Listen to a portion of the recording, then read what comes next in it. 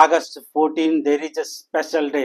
ఎందుకంటే 2 సినిమాలు విధ్వంసానికి తెరలేపుతున్నాయి. ఒకటి man of the masses Greek God నటించిన వార్ 2, రెండవది లోకేష్ కనకరాజ్ సృష్టించిన వరల్డ్.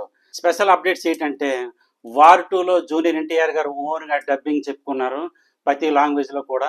కానీ గ్రీక్ గాడ్ మట్టికి తెలుగులో డబ్బింగ్ చెప్పుకోవడానికి ఏఐ టెక్నాలజీని యూజ్ చేసి ఆయన డబ్బింగ్ చెప్పుకున్నారు, ఎందుకంటే ఆయన తెలుగు కష్టం కనుక.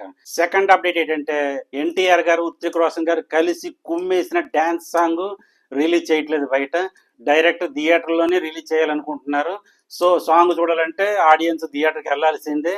అది మూవీ టీం తీసుకున్న నిర్ణయం. థర్డ్ అప్డేట్ ఏంటంటే వార్ 2 సెన్సార్ పూర్తయిపోయింది. మూవీ డ్యూరేషన్ 2 గంటల 53 నిమిషాలతో ఉంది. ఇది నిజంగా హైయెస్ట్, ఇది వండర్ రికార్డ్ అని చెప్పుకోవాలి. ఎందుకంటే వైఆర్ఎఫ్ వాళ్ళ సినిమాలు ఇంతవరకు 2 గంటల 53 నిమిషాలు ఏ సినిమా కూడా లేదు. కారణం ఏంటంటే ఇద్దరు లెజెండ్స్ కలిసి యాక్ట్ చేస్తున్నారు ఈ వార్ 2లో. ఫోర్త్ అప్డేట్ ఏంటంటే యుఎస్ లో అడ్వాన్స్ బుకింగ్ స్టార్ట్ అయిపోయి ఇక ఇండియాలో మట్టుగా 9th అడ్వాన్స్ బుకింగ్ ఓపెన్ చేస్తారని తెలుస్తుంది. వార్ 2 సెన్సార్ పూర్తయిన క్లైమాక్స్ మట్టుగా ఇంకా బాకీ ఉందంటున్నారు. ఏంటంటే షారుఖ్ ఖాన్ గారు కానీ సల్మాన్ ఖాన్ గారు ఇందులో నటించట్లేదు అని అన్నారు. ఒకవేళ స్పెషల్గా వాళ్ళని రివ్యూల్ చేస్తే మనం ఏం చేయలేం. కానీ వార్ 2లో డెఫినెట్లీ క్లైమాక్స్లో ఆలియా భట్ కనపడుతుంది అని అంటున్నారు. ఎందుకంటే వైఆర్ఎఫ్ యూనివర్స్ కనుక అది క్లైమాక్స్లో యాడ్ చేయాలనుకుంటున్నారు. అది ఇంకా షూట్ అవ్వలేదు అంటున్నారు. మరి అది ఎప్పుడు కంప్లీట్ అవుతుందో, ఎప్పుడు సెన్సర్ అవుతుందో మనకి ఇంకా తెలియదు. Special fifth of the day అంటే man of the masses junior NTR గారు ట్విట్టర్లో హృతిక్ రోషన్ గారికి స్పెషల్ ట్వీట్ చేశారు. అదేంటంటే మీరు స్క్రీన్ మీద వేస్తున్నాను చూడండి. హృతిక్ రోషన్ గారితో యాక్ట్ చేయడం చాలా ఆనందంగా ఉందని, ఆయన దగ్గర ఎన్నో విషయాలు నేను నేర్చుకున్నానని, వార్ 2లో సంచలనమైన యాక్షన్ సీన్స్ చూడబోతున్నారని చెప్పేసి ఎన్టీఆర్ గారు స్పెషల్గా ట్వీట్ చేశారు. ఒక సైడ్ వార్ 2, రెండవ సైడ్ కూలీ. వార్ 2లో Greek God Hrithik Roshan, man of the masses NTR గారు. ఈ వైఆర్ఎఫ్ వాళ్ళు ఏ విధంగానూ కాంప్రమైజ్ అవ్వరు. ఫిలిం మేకింగ్లో కానీ, యాక్షన్ సీన్లో కానీ, హై విజువల్స్తో కానీ వాళ్ళు చేసే విధ్వంసం మామూలుగా ఉండదు. ఆల్రెడీ పఠాన్లో మనం చూస్తున్నాం ఆల్రెడీ.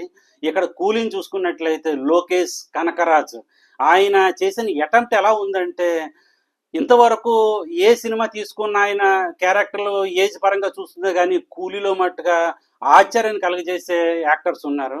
అందరూ 50 పైనే ఉన్నారు, 50+, 70, 60+ ఉన్నారు. కానీ ఒక్కరు కూడా 50 బిలో లేరు. సూపర్ స్టార్ రజనీకాంత్ తీసుకుంటే ఆయన 75 దగ్గర ఉన్నారు. అక్కినేని నాగార్జున గారు ఆయన 50+, అమెరికన్ గారు ఆయన 50+, ఉపేంద్ర గారు ఆయన 50+, మన కట్టప్ప గారు ఆయన 50+. మరి ఇంతమంది ఏజ్ వాళ్ళని తీసుకుని అటెంప్ట్ చేయడం నిజంగా సాహసమని చెప్పాలి. ఆశ్చర్యం గురి చేస్తుంది. ఇప్పుడు కుర్రవాళ్ళు అంటే డ్యాన్సులు వేస్తారు, విధ్వంసాలు చేస్తారు, జంపింగ్లు చేస్తారు, ఏదోదో చేసి పెట్టేస్తుంటారు. కానీ పెద్దవాళ్ళతోని వాళ్ళ బాడీ లాంగ్వేజ్ తగ్గట్టుగా ఒక సినిమా తీసి ఆ సినిమాని తీసుకొచ్చి ప్రజల్లో పెట్టి దాన్ని సక్సెస్ చేయాలని ఒక ఆలోచన చూసావా, ఆలోచనకు లోకేష్ కనకరాజ్ నిజంగా హ్యాట్సాప్ చెప్పాలి. మరి వీళ్ళిద్దరూ క్లాసుకి దిగుతున్నారు. ఇందులో విజయం ఎవరిది ఉండబోతుంది, విధ్వంసం ఎవరి సైడ్ ఉండబోతుంది అంటే నిజంగా ఇద్దరికి నష్టం జరగబోతుందని చెప్తున్నాను.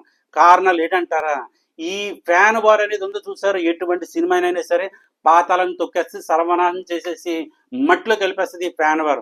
వాళ్ళు బాగుపడరు, వేరే వాళ్ళు బాగుపడరు.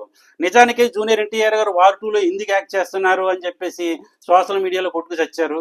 అలాగే నాగార్జున గారు ఎందుకు విలన్గా చేస్తున్నారని చెప్పేసి చాలా మంది సోషల్ మీడియాలో తగలబెట్టేసుకుంటున్నారు. మన ఆడియన్స్ కన్నా ఈ హీరోనే ఎక్కువ భయపడతాడు. ఆయనే ఈ నిద్రలేని రాత్రులు ఎన్నో గడుపుతాడు. ఎందుకంటే ఒక హీరోగా ఒక సినిమాలో యాక్ట్ చేసినట్లయితే అది సక్సెస్ అవుతుందా, ఫెయిల్ అవుతుందా, ఆయన మంచి పేరు తీసుకొస్తుందా, చెడ్డ పేరు తీసుకొస్తుందా, లేకపోతే ట్రోల్కి గురవుతారని చెప్పేసి హీరోలు అడ్లిపోయి నిద్రలేని రాత్రులు ఎన్నో గడుపుతారు. అలాంటిది ఒక హీరో జూనియర్ ఎన్టీఆర్ కానీ నాగార్జున సినిమాలోకి వచ్చారంటే వాళ్ళు ఎలాగైనా సరే మార్కెట్ కవర్ చేసుకోవడానికి, ఆ పాత్ర ద్వారా ఎంతో కొంత మార్కెట్ ఫ్యాన్ బేస్ తెచ్చుకోవడానికి. ఫర్ ఎగ్జాంపుల్ మీరు బాలీవుడ్ మార్కెట్ని చూసుకోండి. బాలీవుడ్ మార్కెట్ దేవర కవర్ చేసినట్లయితే దేవర 1000 కోట్లు దాటి ఉండేది.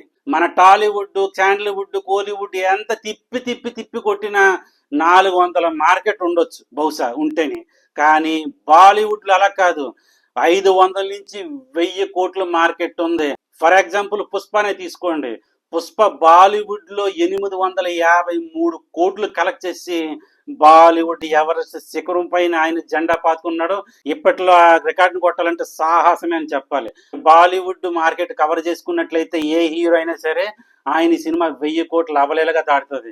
టాలీవుడ్ అంతా కలుపుకొని ఒక 400 కోట్లు వచ్చినా, ఓవర్సీస్లో ఒక 300 కోట్లు వచ్చినా, బాలీవుడ్ నుంచి ఒక 300 400 కోట్ల నుంచి 1000 కోట్లు అవలేలగా దాటేస్తుంది.